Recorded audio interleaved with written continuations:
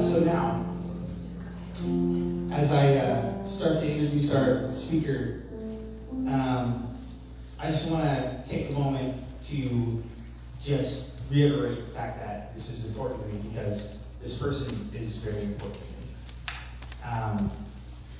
If you guys would have met me 3 years ago, you probably you wouldn't be able to recognize me. I was a completely different person. Connie can attest to that. Johnny can attest to that. Denise, I think, can attest to that. And of course, my wife can attest to that. I was a completely different person. And this amazing transformation happened. And tonight, the person that's going to be sharing with you guys, she was right alongside me the entire time. And let me promise you that when you leave this place, you guys are going to be, you're going to be inspired. You're going to be shocked about this testimony. You're going to be like, what? And I promise you, you guys are going to enjoy it. And I'm just so excited for this. I want to introduce someone that is really, besides God, the most important person in my life. And that's my wife, Denise.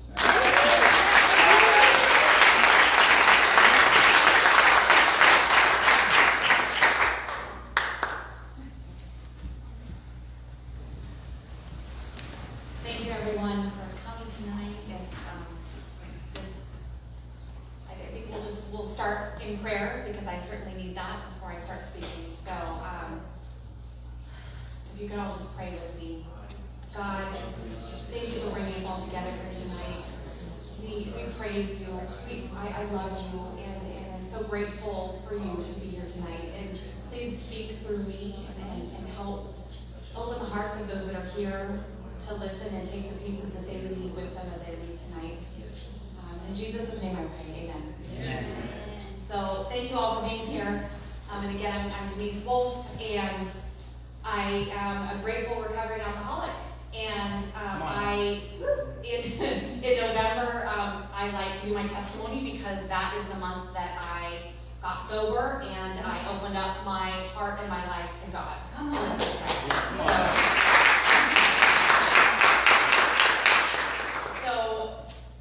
What I'm going to share tonight is I'm going to share a little bit of my past because I feel that what I have experienced could help someone else. And God gave me my experiences for a reason. And if I'm not sharing those, then I'm not allowing that to work through someone else. So I have, and I'll share this as I go along, but I don't have any shame or guilt or when I talk about it anymore because God has taken that from me. And that took a long time to get to, of praying and when it would hit me, and God, please help me take that away. And eventually now I'm in a place where I can talk about it, and I'm just grateful for where I am today versus where I was. So for me, it helps me to reflect on the good work that God has done in my life. So I'll start by sharing a little bit of how I came into this world because I feel like it's important in my story. I grew up in Montana in the woods and very different from California. And I was telling somebody the other day that when we went trick-or-treating as kids, we had to drive to the houses. We couldn't walk. And we were in snowsuits, and so costumes were really not a thing. So it was just a very different upbringing, different experience. But it was really a very cool experience to have as well. And my parents adopted me as a baby. I didn't grow up around any drinking or drugs or addiction or anything. My parents, it wasn't in our house, they didn't do it, so it just wasn't anything I was exposed to. Another thing my house didn't have was a Bible or any sort of presence of God. And it wasn't because my parents, they just didn't. My mom always said, I don't believe in organized religion. That's what she would always say. And so she's like, but decide for yourself. And so that was, I was like, okay, what does that mean? And so I had moments in time in my upbringing where I was exposed to church and to the idea of God, and I liked it, and it was comforting to me. But I felt uncomfortable because it wasn't where my family was. Like I said, there wasn't a Bible around. I remember my friend in high school giving me a Bible, like a teenage Bible, and at the time I'm like, oh, okay, but thank you. And but it didn't really click to me, and so I just didn't grow up that way. And so that's today that's different for me because I'm like a baby in my walk with God. And, only 3 years ago did I start to open up and read the Bible and open up my heart to God. So here I am. But, so that's a little bit about my upbringing, and I was really, from the very beginning, very type A personality. I realized that if I just followed the rules, then I would succeed and I would do well. And so in school, my method wasn't really to learn, but it was just to do what I was supposed to so I could get A's. And unfortunately, that lasted a long time. So I look back on some of my college education, I'm like, oh, what did I learn? I'm not really quite sure. So there's something to be said about, your grades don't always mean that you are an expert in that area. So I learned quickly that I could be successful if I worked really hard. And I worked really hard at everything that I did. At school, I decided I wanted to be a cheerleader. I did that, and I did that really well. And I recognized that I didn't come from a college-going culture at all. My parents came from a military background and a blue-collar background, so I wasn't exposed to any of that, but I had friends that were going to college, and so I was like, okay, I think that's my ticket to get out of this small town. Even though I loved it, but when you grow up in a small town, then you want to leave. So I did, and it was hard for me because my family, we did fine, but my friends were going to private schools, and I thought that was a better school, a better way to go. And so when I realized my parents couldn't afford that, I was like, oh, wait a second, but I have, I got all A's and I did this and that, and so I went to the state school, and for me that was a failure. But later in life I realized that it wasn't, now that I know what I know, and I work in higher education. But I had an amazing experience in college, but that's when the training wheels came off, and I had no parents around. I could party with my friends, and I started to have repercussions for things and consequences of my actions.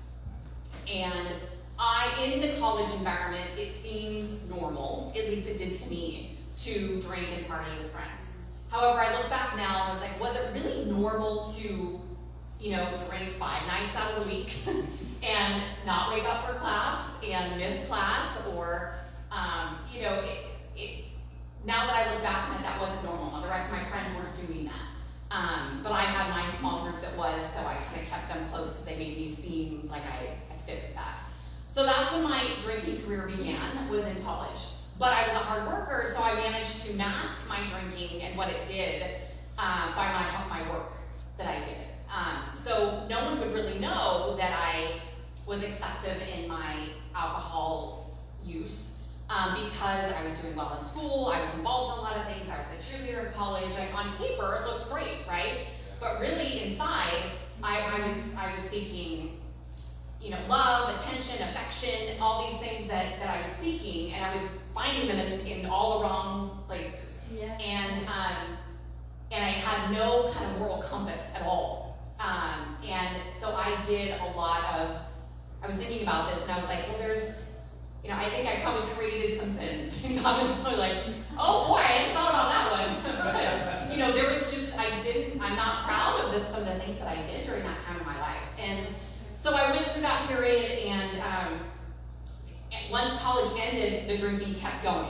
And that's when I realized, well, I didn't realize it quite yet, but other people in my life started to realize, well, do you really need to drink every night? Like, does that really need, is that, yeah. I don't think you should do that. I think you should wait and drink on the weekend. And I couldn't do it. But I didn't realize at the time that I had a problem that I couldn't stop myself. So as I am growing up in my 20s, and I moved to California, I get married for wrong reasons, and my drinking continues, and my life was out of control. But I thought I had all the control. So one thing that I realized today is that as we say in AA, to seek a higher power. For me today, that's God, absolutely, and that's the only thing that works. Amen. At the time, I was my higher power. It was all about me and my control, and I was selfish, and it was all about me. And so all of that control that I was trying to create in my life created me to start to be depressed and have anxiety. My anxiety got so bad because I was so stressed out about everything I was trying to control that I would have like a lump in my throat, like I swallowed a golf ball. And I thought, I went through all these medical tests thinking that like my heart, something was wrong with my heart. And really it was anxiety that I was putting on myself. And so that was going on in my 20s. I go through a divorce. I go through more, bouts of drinking and really just debauchery, really, in my life. And I eventually, this goes on and on and on until I get into my 30s. And that's at the first point after I had my daughter, who's now 8, that I started to realize that something was wrong. And that I think my drinking isn't normal, that this is a problem. And so then I actually started to seek some counseling. I tried to do AA. And I'll be honest, when I went, and it's really hard for me to say today, but when I would go to AA way back then, I was like, I don't want to go because they say you need a higher power. And I'm not about that God thing. And it's really hard for me to say that today. Like at first I wouldn't say, we say the serenity prayer, which is a brief little prayer that we say in AA. I wouldn't say God. And I really was not very far from an atheist, really. And that, I feel really, that's really difficult for me to say, but I'm saying that because maybe somebody here needs to hear that. And perhaps you're struggling with that in your own walk. But that's where I was. And that wasn't too long ago. That is where I was. I was my own higher power, and it did not work at all. And I was miserable. So eventually I get to a place where I muster up some sobriety because I got into some trouble. My ex-husband, he realized, oh wow, I think you have a problem. That shouldn't happen. You shouldn't have to have a bartender drive you home, drive your car home, and you drank your way back from Sacramento, and that's not normal. And so I went into a program to help me get sober. Again, I'm still in my own higher power and struggling, and so I mustered up 9 months of sobriety. But during that time, I'm seeing all these folks around me.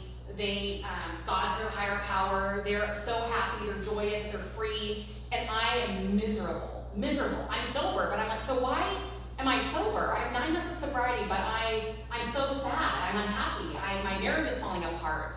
I'm miserable. I didn't want to go home at night. And I didn't get it. Well, the problem was is that I didn't have God in my life and guiding me.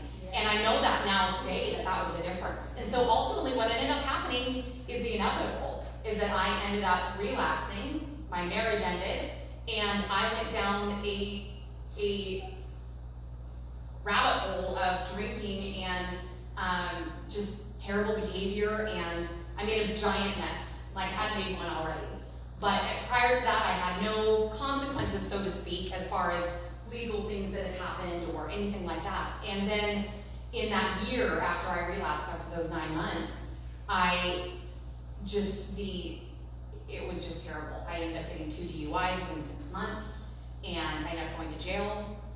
I remember, and at this point I knew Jake. I just met Jake around the time I got the second one, and Jake sent me books while I was in jail, and at that point I had started a relationship with God, and I had about 5 months of sobriety. So I was like, oh, I got this going on. But Jake ordered me books, because you can get books sent while you're in jail. Right. And I was in a doctorate program, because like I said earlier, I can manage to keep my life all nice on the outside while I'm a mess on the inside. Yeah. And so that fake facade I had on the outside showed the rest of the world like, oh, she's all right. She's, everything's fine. She's in a doctorate program. She's not an alcoholic with 2 DUIs going to jail. And that's when they tried, Jake sent my books. One of them was called, for my economics class, it was called Naked Economics. And here I am, like, they're putting my ID number on the book and like, I don't think we've ever had someone in a doctorate program here in Placer County Jail. And so I share this because it can happen to anyone, any single one of us. And I should have had way more than that. I'm lucky. I'm not lucky. I'm grateful to God that I didn't injure somebody, or that myself, or do more damage than I did. But when that was happening and I was seeing the potential of jail time coming, and it wasn't long, it was 3 weeks. But then at the time, that was too much. And we were praying about it, and I had people praying for me, and I'm like, well, it's gonna work out. I'm not gonna have to go. And know that I just had started praying like a couple months prior to that. Like I'm very new in my relationship with God, and when I got sentenced, I was like, oh no, what did I do wrong? And well, I'd already done the wrong. But, and so what I realized today is that my ways of the world and kind of the evil things that I did, they were still coming along. Even though I'm praying to God and He's in my life and I'm starting to get a relationship with Him, it doesn't mean that, it was my old ways still catching up with me. Yeah. And that dawned on me as I was preparing to talk tonight, that it wasn't that He's like, here you go to jail. But it allows me to talk about it today, too. It's a part of my testimony. I was able to help some folks while I was there. But at the time, I was so upset. It was starting to be one of those moments where I was upset with God. I thought it was His fault. And now today, I'm like, oh no, it was absolutely my fault. I'm the one that was was still in the world and did those actions. And I deserved whatever came to me. But I used it for the best. And now it gives me some, a story to share of what not to do. So that was something that I learned fairly early on. And the consequences, they continued. From an action like that, they don't like it when you don't learn your lesson in that short period of time. The judge doesn't like it. And so, even though here I am, I'm like, but look at me, I have a good job. And look at me, I'm sober now. And, I'm a Christian. The judge didn't care. He was happy that I was starting to do a good walk. But, he's like, no, you're going to have an ankle bracelet. You're going to do these things. You're going to not have a driver's license for a while. And so all of those things I had to walk through and pray to God to get me through. And it's funny because today there's some students that I kept I just changed jobs. For those that don't know, I work in higher education, and thankfully through all my debauchery, I didn't lose my job and my career, because that's something that God has really blessed me with in my life, even before I would say His name. So I'm grateful that I've been able to keep that in my life. So I just started a great new job, really a job I've been praying for years at William Jessup University. And prior to that, which I just left, was my job at Sac State. And I had a student that I kept a few students that I've known for years. And he called me today, and he got in a car accident. And I talked to him about God. I didn't care what Sac State thought about that. I just did it anyway. That's why I'm like, I don't William Jessup now. You go right in. So I started talking to him, and he's like, oh, he wouldn't really talk to me much about it, but I'll talk to him about it. And he got in a car accident, and somebody at his work was praying for him. And he said, they were praying for me, and it just made me start crying. And I was like, this is my moment. And so I told him, I disclosed like a little 30-second version of my testimony, and because he doesn't have a driver's license, so he's also facing some issues there. And so I shared just a little with him, and I said, this, because the person was telling them that God would use this opportunity in their life to help them, to help other people at some point, because he's been through a lot. And he was suicidal earlier this year, and he's in a master's program. He's probably someone that should have never even graduated, but graduated in 4 years with his bachelor's degree. So anyway, he's been through a lot. And I said, this is your opportunity to really start to build a relationship with God, and for you to start praying and seeking Him and see how He's going to use this opportunity in your life. And he started crying again on the phone. And it's just, I can see that happening. And so I'm grateful. It showed me that my experience could really start to help somebody else. Even if it's one of my students that, I don't see in my environment here. So I just wanted to share that part. But so as time has gone on since, 3 years ago, I started coming to this group a little over 3 years ago. Jake brought me, and I would come every Monday, and it really did help me. It's when it had a different name and all that. It really did help me to build my relationship with God and to get started. And now it's really amazing to look back on that and see that where we are today, and that I'm sharing this with you all, and how far we've come with it. That it's a completely different entity, really. So I would have never thought that. So what started to happen is that once I got my sobriety, I realized that, because when I was so obsessed with alcohol that I would, in the morning, I would wake up and be like, no, never again. I'm never going to drink again. And then by the afternoon, I was leaving work early to go drink. And it was like I wasn't myself. It was like something came over me and told me to go to the bar, or told me to go buy alcohol. And it was so terrible and terrifying. And it was almost, I couldn't control it, really. And it was a complete obsession. And so what happened when I went to the altar 3 years ago and said, God, help me. Like, I can't do this. I'm opening up my life to you. And is that obsession was released for me. And that happens to some folks. Yes. Praise God.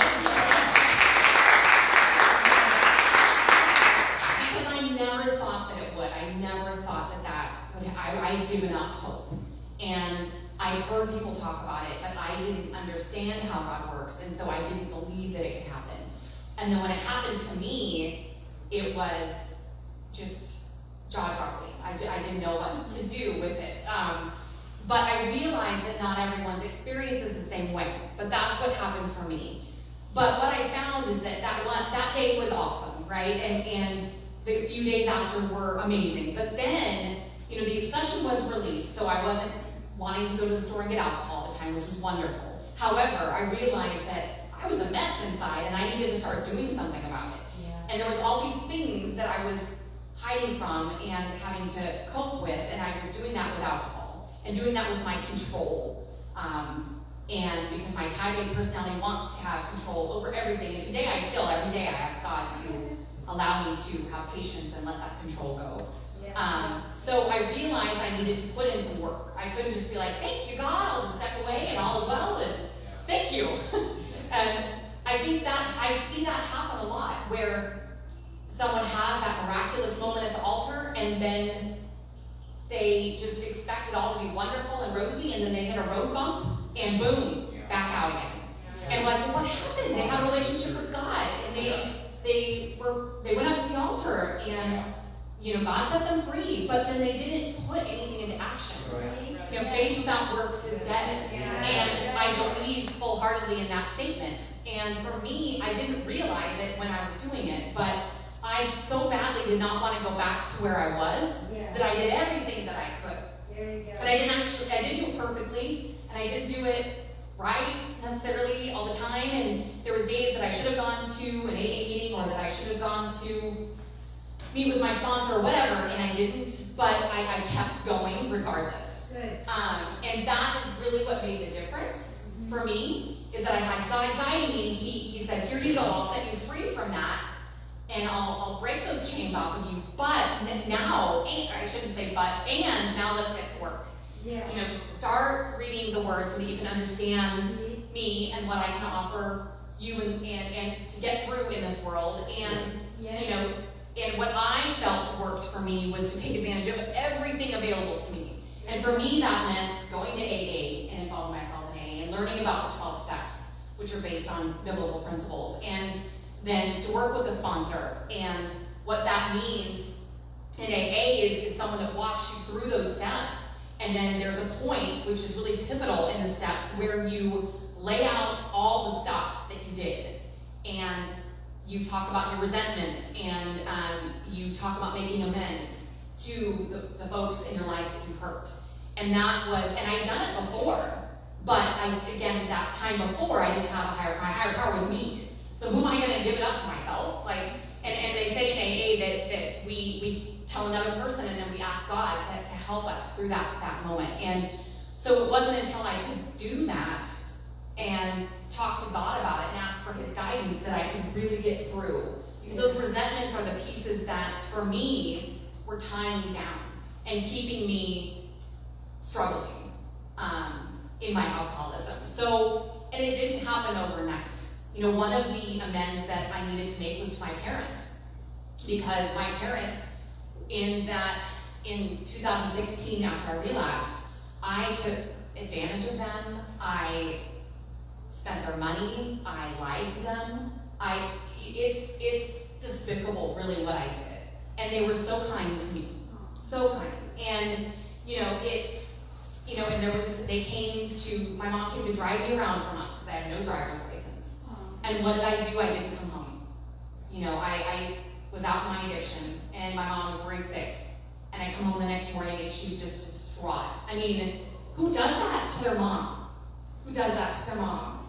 Somebody that is under a sick addiction. And, you know, and I think about that, and I had a major amends to make with my mom and in my family, because that, I can't even, you know, it's just, you know, we've not had a great, I mean, we've had bumps. I mean, we all do with our parents, but I can't, yeah. So today, that's a different piece. So that amends I had to pray about for a long time, because we had a falling out that happened after I had been sober for a while, and you know, I was growing in my relationship with God, and I didn't understand how and I think I tried to make an amends and apologize to her, but I wasn't ready, the timing wasn't right yet, and we had just a major falling out. It was right when Jake and I were getting married, and so that was really difficult, because I didn't understand. I'm like, well, I think I'm doing everything right. But it was the residual effects of my ways that were manifesting. It wasn't what I was trying to do today in my walk with God or my sobriety, but it was those effects of my alcoholism and the things that I did, that it was going to take a lot more for our relationship to be fixed. And so what happened is that I was at an AA meeting. This was, I don't know, 6 months, a year. It was before COVID, so it had to have been almost a year ago. And all of a sudden, I just felt this like God was like, you've got to call your mom. It's time. And I was trying to wait until I could go see her, because they're in Montana. And but that didn't happen. He told me I had to call her. I just felt this drive that I had to call. And so I got back to my car and I called. And it was amazing. She whatever I said, which I couldn't even really repeat today, she got it, and it connected, and things have been so much better for us. And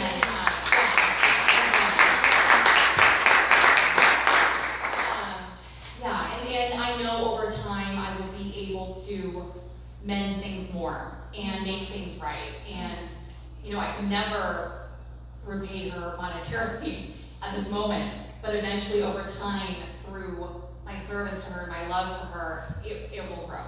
Yeah. And here they are. They adopted me into their family. They chose to have me in their family, and here I was taking advantage of them, right? And so it just, So that moment was a real amazing moment where I got to see God working, and my faithfulness of praying to Him about it, and how that manifested. Yeah. So the key, and what I've learned in my walk over the last 3 years with God is that, at least with me, He teaches me patience, because I will keep praying and praying and praying. Why isn't it happening? Why isn't it happening? You know, and we say in God's time, it's different than our time, but He's really taught me patience in that, but just to keep, and somehow I keep praying, and I don't give up, even though some days may be hard. And I think that's what's kept me strong, because we've been faced with things that, you know, are relapse worthy, if you will. You know, over the course of Jake and I's 3 years that we've been together, a little over 3.5 years that we've been together, you know, he's encountered relapse. We've dealt with eating disorders and teenagers using drugs and lying and, you know, ex-wives screaming and calling names, and, you know, just we've had a rough go. But because I just kept calling out to God and trying to seek a relationship with Him, that I'm here today, and I still have my sobriety, and I still have God in my life, even greater than I ever did before. Yeah. So I say that because I find that sometimes we hit these road bumps and it just bumps us right off the path. And we forget to come back to center with God and to seek Him in prayer and meditation and in His Word. And then we fall off track. And I don't know why, and I can't tell you why I haven't. I mean, honestly, it's a miracle to me that I've stayed where I am. I hope and pray to God that I can continue. But it's the only thing that's gotten us through. And some days are harder than others, certainly. Like during this COVID thing and the kids at home, and when I was working fully at home, like I wanted to go running down the street screaming. I didn't want to drink, thank God, but I did want to scream. Throw my hands up in the air, like, God, you take them. It's all good. Or, I mean, it's been a deal, and I'm sure that some folks can attest to that. But I just, each morning, that's where I'm like, please give me joy and patience and peace today, like each day. And if I can't stay with that during the day, I try and turn on some worship. And I found that when that happens, then the kids are calmer, like the peace comes back. And so even if I'm working, I'm like, well, we'll just take a praise and worship break. But that helps certainly in this moment. But I have to say through this all, like one of the things, I'll share another great thing that God has done through prayer is, so I mentioned Jake's ex-wife.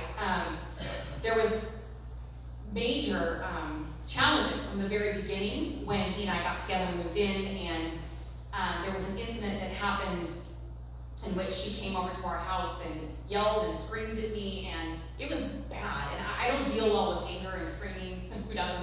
But it's so much fun. I just love it.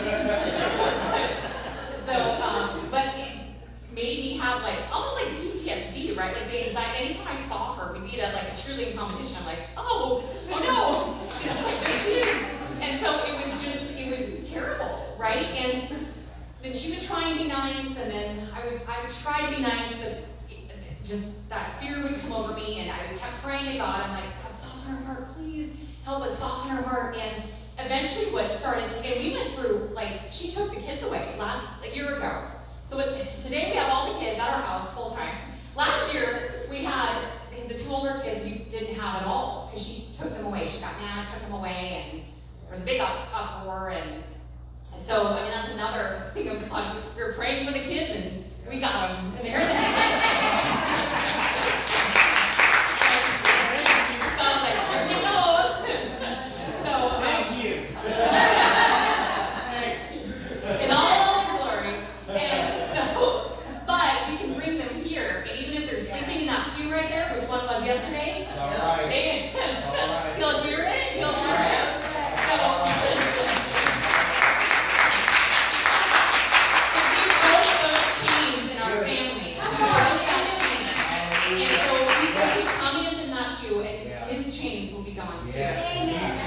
Even if it takes some sleep. So, but what happened with Gina is her name, and is that through prayer, I started to think I needed to tell her I love her, and I was like, what? And then I needed to give her a hug, and I would see her at cheerleading competition. I'm like, Jake, I think I need to give her a hug, but I can't. And so this went on for probably 6 months, and then our son Isaac was going into treatment, and so she was over at our house at 5 a.m. This was this summer, and I didn't say anything to her. I hugged her, and I think that's when we both said we loved each other. And from then on out, she texts me, calls me doll, and and Jake, I don't know what's going on here. But it is a miracle, absolutely.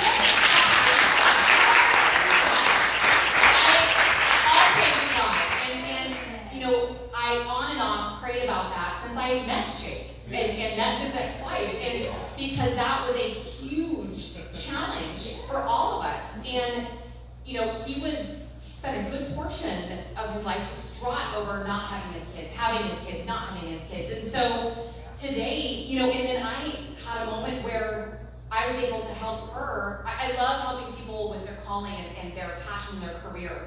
And they're at the hospital with Isaac, and I text them, I'm like, Gina, I think you need to be a therapist. I was on my knees crying because it just struck me, and the Holy Spirit and for some reason, I felt like I had to tell her that. And so just these things that are happening, that are manifesting, and I think God wants me to help her in what she's going to do in her life. So we will see if that manifests, but I'll take what I have today, because that is a blessing in itself, to just have a good relationship with her, and where I don't fear her anymore. And in that anxiety I used to have that I mentioned way back, God has released that as well. And I used to, when I first started going to church, I would think, like, the pastor would say, oh, you don't need pills for that stuff, you don't need this or that, like, God will take that away. And I'm like, and you don't have to be sad. And I'm like, but I am sad, like, how can I not? Like, I didn't get it. I'm like, how can you tell me I can't not, I didn't understand. And then I can't, the more that I started to lean not on my own understanding, but on God, then it released, and God would has taken it from me pretty much completely. And there's times where, and it was intense, like, it would get so bad that I would have hiccups ongoing, because the tightness in my throat, if that gives you any sense, because I was so consumed with my own control. And so some days it might show up for a second, but then I just pray to God. I'm like, okay, where's this coming from? Can you please, help me get through this? And and I can identify now today where it comes from, and really pray it out for the most part. So I'm just, I never would have thought that. I never would have thought that would manifest for me. Sorry, just all because the glorious things that He's done in my life, and it's just in only 3 years. And I was saying, like, this feels like 10 years. It doesn't feel like 3 years that I've been seeking after God and trying to understand Him. And just in the last 4 months, as we've come to this church, the spiritual growth that I've encountered here has been amazing. Wow. And I think that's where I would start to cry. But I mean, I was thinking about it today. I was like, it's like spiritual transformation 2.0. It was like the beginning, 1.0 earlier. And then I had no idea that this part was over here. And then when we met Pastor Bizarro, he came to our group in the park, and it just and thank you to Denise for connecting us. I mean, it is amazing. And it's not just for our group, but for our lives as well, and anyone that comes here. Yes. So I thank all of you for embracing us and welcoming us. And I mean, I have learned so much and grown so much spiritually. Wow. That it's like so I'm going to say something that connects to the apostolic piece, but I remember telling Connie when we first started coming here, I'm like, I don't think I can ever not wear makeup. And, and God has just transformed me, and what I've noticed here, I don't need those things, because I don't need what the world is trying to show me to cover up the beauty that He has made in me. Come on. And so that's what I'm doing. So I've been asked to be sober and just start to come to God, and then all of a sudden now here I am, the Apostolic Pentecostal Church, and stripping away these things of the world that seep in. And one thing, I'll tie this back to AA for a second too. One thing we say is that we say don't go to the barbershop unless you want to get a haircut, and that likens to don't go to the bar unless you plan on taking a drink, because that's what's going to happen. You can't just go there and have water. It's the same, like, if we're going to keep going in the world, like, something's going to happen eventually. The enemy will seep in. And so that has been revealed to me lately, and it's just been amazing. And as I started my new job at Jessup, I'm like, I want them to know me in this new identity that I have in God. And so that's been amazing. And just to kind of start fresh, and God gave that to me. And I will share that piece with you as kind of my last little story. But I have been praying about what my career holds for 2 or 3 years. And and I finished my doctorate degree, which God helped me through, praise God, to writing a dissertation, which is like a 100-page research paper, is no easy task, nor a fun task, mind you. But I would cry like almost every day. And I was like, God, please help me get through this. And then it was like I fell asleep and woke up and it was done. And I said, oh, thank you. Because it was not, I mean, it's not fun. There's a reason why not many people have one. And so, anyway, I have it though. I did it. Praise God.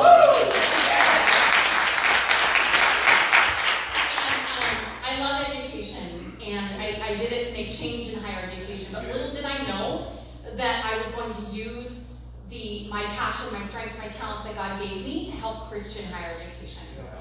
And so what happened is that over the last 3 years, as I've gone to interview after interview after interview for director positions and not gotten them, and I eventually got okay with that as I asked God to reveal His will. And I was like, okay, got that one, okay.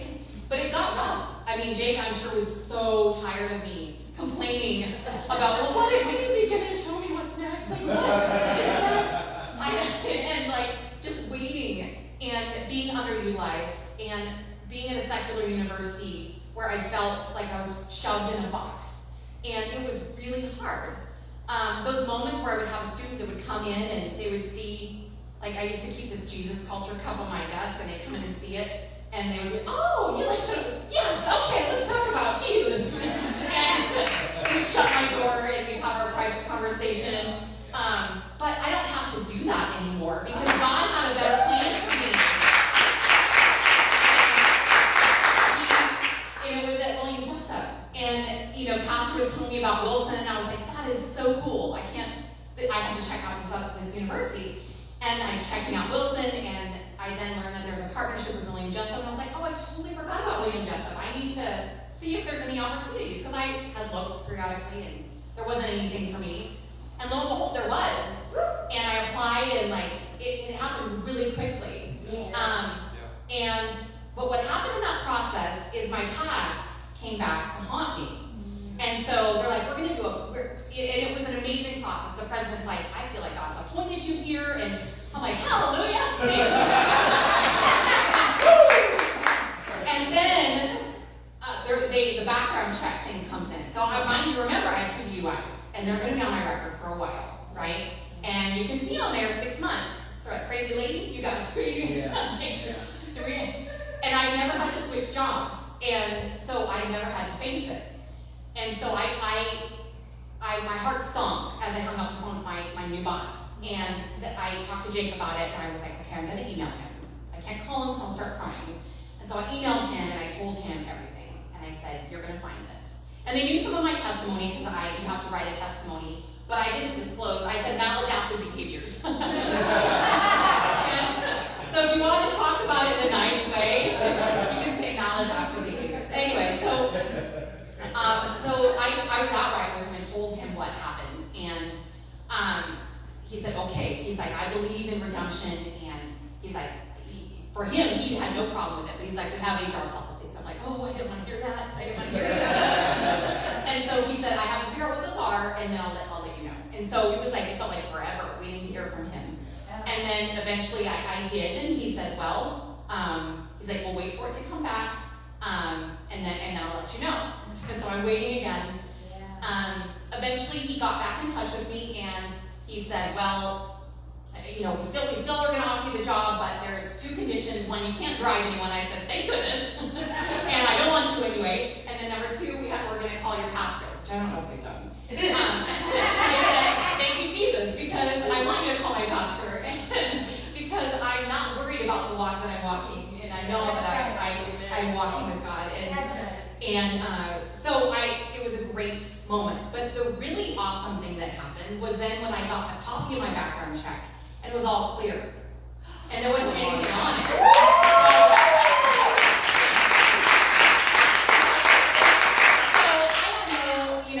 So I could have chose to not disclose it to him.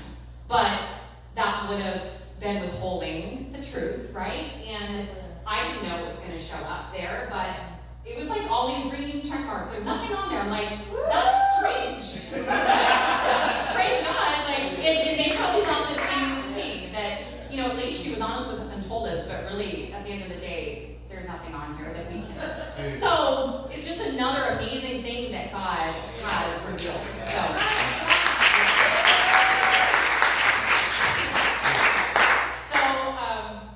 So I just, I'm excited to see where God is going to take my family next, our ministry, His church. I am so blessed and grateful to be here with Pastor Pizarro and everyone else that is here in our ministry and in our church, and it's just amazing. And I never thought I could experience so much true joy in my life. So, and now I feel like these struggles and learning how to get through them has really taught me and our family how to navigate through it with God along our side.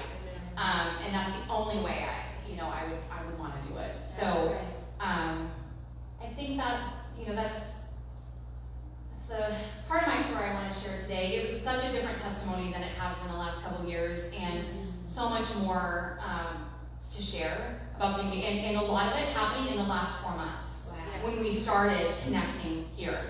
And so things are moving and things are happening, and I'm just grateful to be a part of it. So I just hope that something connected for those that were seeking some sort of hope, because that was my own hope, was to inspire that in someone else. And that if you're struggling in any way, even if it's not addiction or alcoholism, if it's someone else in your life, or if it's loss or just other bumps in the road, child custody, things like that life throws at us, I hope that some of this can be encouraging and help to guide you through your own struggle. And we, just because this is called Saved and Sober, it doesn't mean that you have to be somebody that seeks sobriety. That you're struggling with an addiction or recovering from something. There's all kinds of things that we can do to help build one another up in this group. So I hope that it resonated with someone, and I thank you for allowing me to share my story and how my life has changed over the last 2 years because of God. And He didn't give up on me when I completely shut the door on Him, and so He won't give up on any of you either. And He is here with us, and He will help you if you just let Him. So that's all I have to share. So thank you.